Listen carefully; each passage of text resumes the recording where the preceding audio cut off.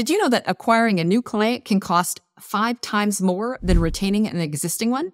I'm going to share with you how you can make way more money without adding any new clients. I'll share exactly what you need to say and do to retain clients for years, not just months. How to befriend scope creep.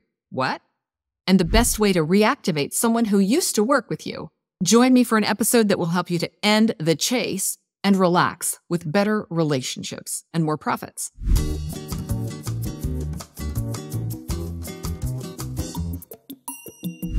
Hey, it's Samantha Hartley of Profitable Joyful Consulting. This season, we are talking about expansion. And for many consultants, expansion seems to mean like finding more clients and going after the new thing. But it doesn't have to mean that. And so today I want to talk to you about that wonderful thing that you already have right now, which is an existing client base, and how you can make the most of them without having to go after anything more or anything new. This is the way we can expand into what we already have. So it reminds me a little bit of like going to the buffet and plate after plate after plate and returning to the table and realizing you already have plenty of stuff on your plate already. The other interesting thing about going after new clients constantly is that you end up on the revenue roller coaster because it's usually a short-term thing that you do, and then you go after more clients, and then you do a short-term thing with them, and that up, down of constantly on the hunt for new clients keeps you on the revenue roller coaster. It keeps you stressed and usually exhausted. So what we want to do instead is figure out how you can look at the base of the clients you have, and here's number one, retain them. Retain your current clients.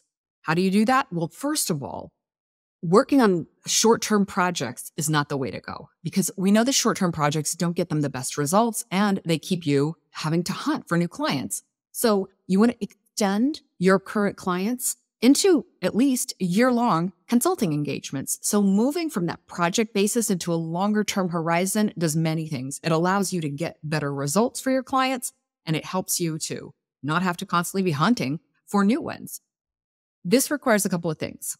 So a lot of clients will ask me, how do I get them to work with me for longer when I've always been working like short term? The first thing you want to do is position yourself as a longer term solution. Just let people know, I don't do short term things. Like maybe you'll have like an introductory workshop you do, but the core of your work needs to be these longer term engagements. So how do you establish yourself that way? For one thing, in my messaging, you'll hear me say, I work long-term with my clients.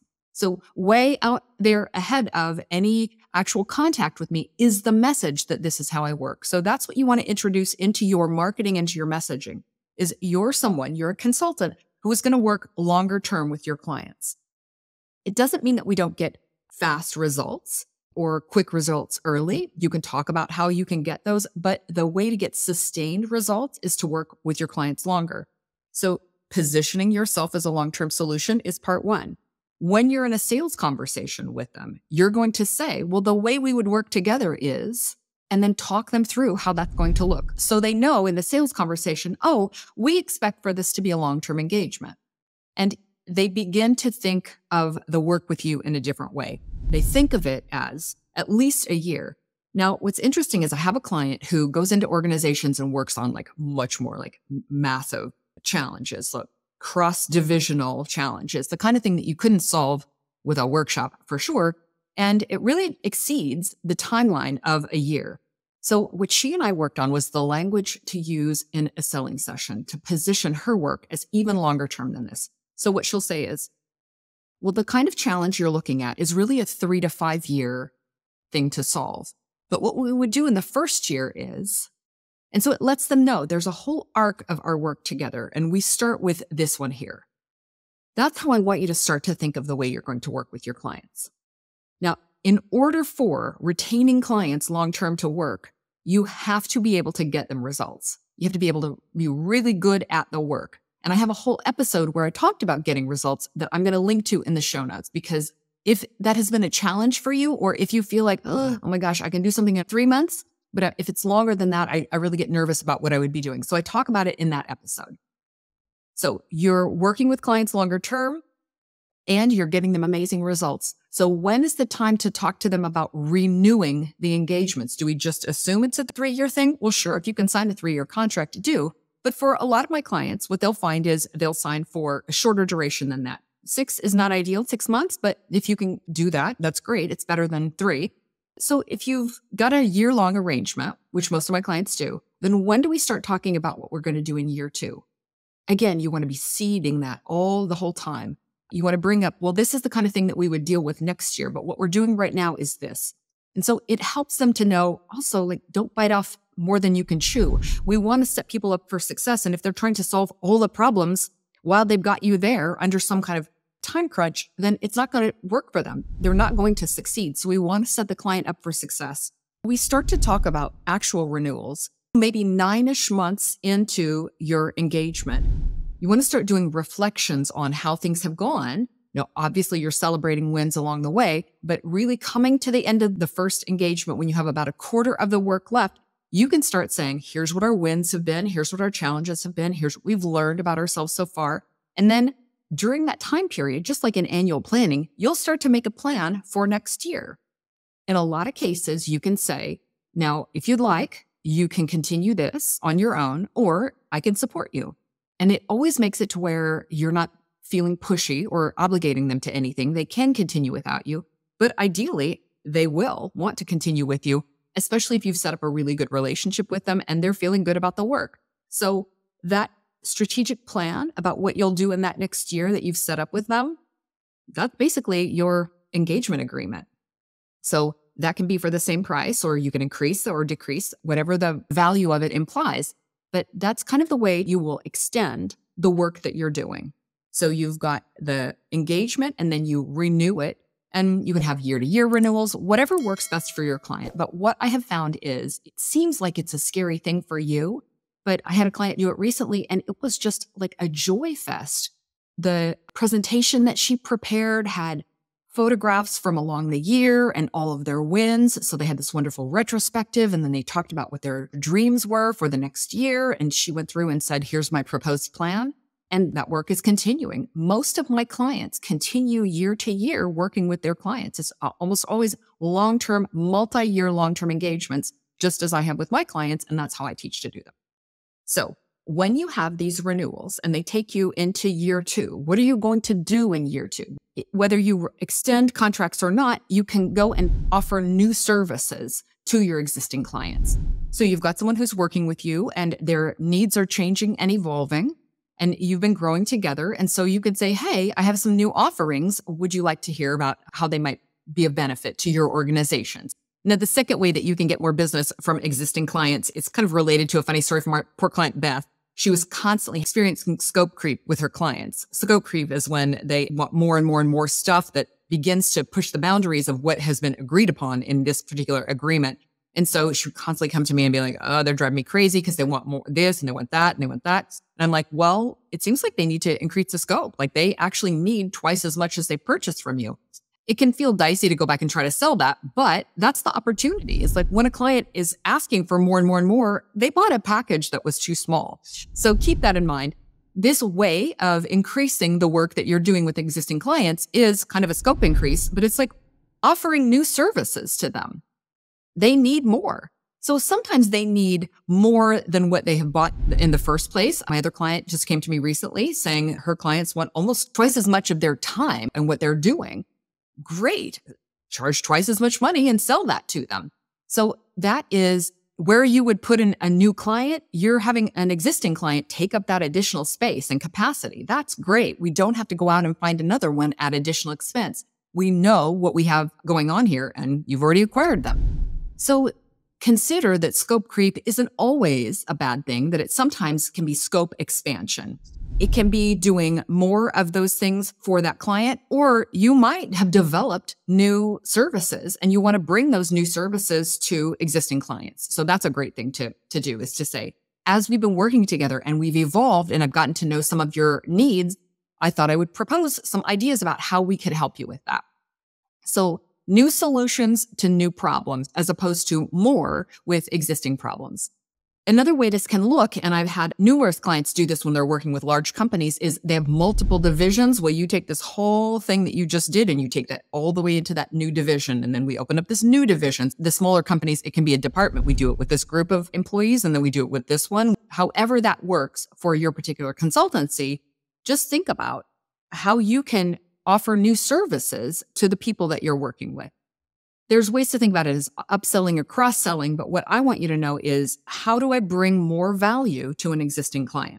And just to connect this back to retaining a client, one of my clients has done this where she's gone in and worked with a particular group in one company. And then year 2, they wanted to continue the work that she did with the first group, but then adding another group in there. Well, guess what? Adding a new group in, that is doubling the capacity of what you're doing with that client, doubling the investment level for that client. And that's a great way to extract even more value from that client. And they're getting more value from her.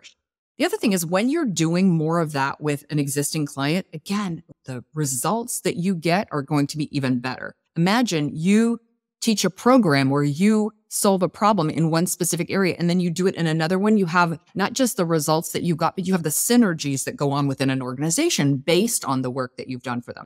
What I love about it is it's really virtuous. It seems like it serves us. It seems self-serving to say, hey, how about you buy more stuff for me?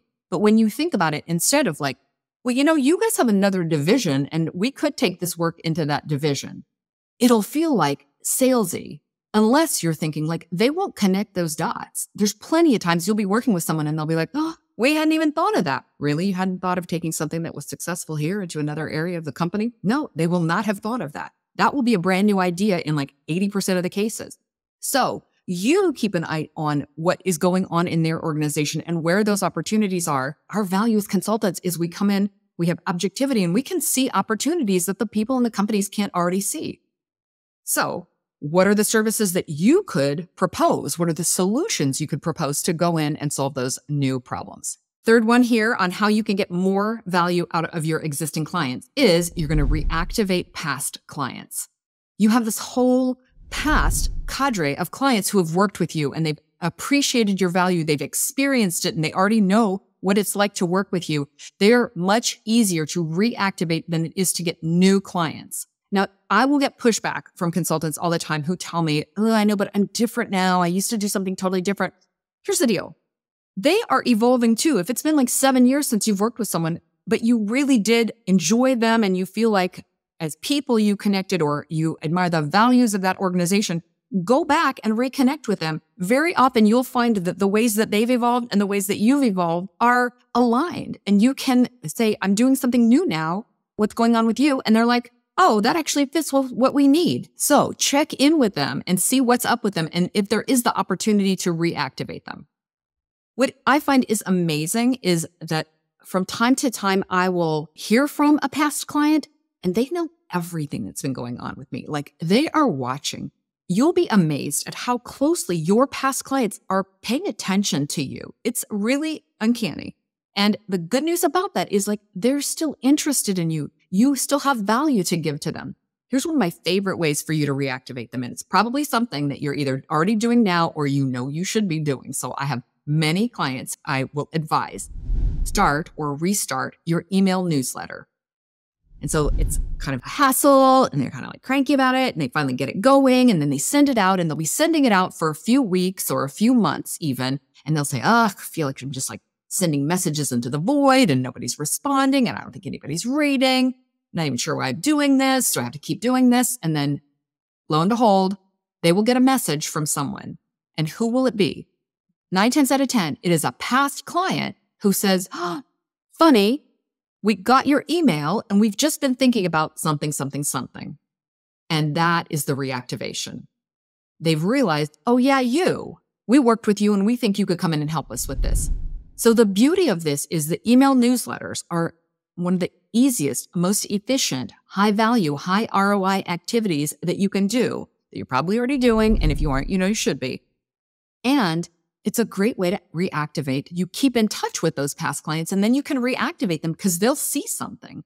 And even if they don't see something there, if you get in touch with them another way, they've been following you probably through those email newsletters. So just keep in mind that reactivating those past clients, They already know you. You already know them. You already know they're not crazy. You know the ways that you align with them and the ways you don't. So it's already less risky than bringing in a new client because you know them, and it's much more economical as well. So we've covered how you can get maximum value out of your existing clients. And even though we always think about going in, doing marketing and bringing in more and more and more, before you do that, for goodness sake, invest in what you've already got. As long as there is value in those relationships for you and for them and joy, then you can extend them as long as makes sense. I mentioned email newsletters, and if you'd like to see an example of one in action, then I invite you to sign up for mine. You can go to samanthahartley.com/super, and on that page, you'll find at the top a self-assessment that you can take. So first of all, it's a super fun way to figure out what's going on in your consulting business and where your opportunities are. And when you sign up for it, you'll automatically be added and you'll get my email newsletter. So you can see what I send out every week and how easy it is. It's just fun to stay in touch with clients. So I hope you'll do that. And I look forward to hearing from you. You're welcome to respond to any email I send or to find me through the social channels. And with that, I am wishing you a profitable and joyful consulting business.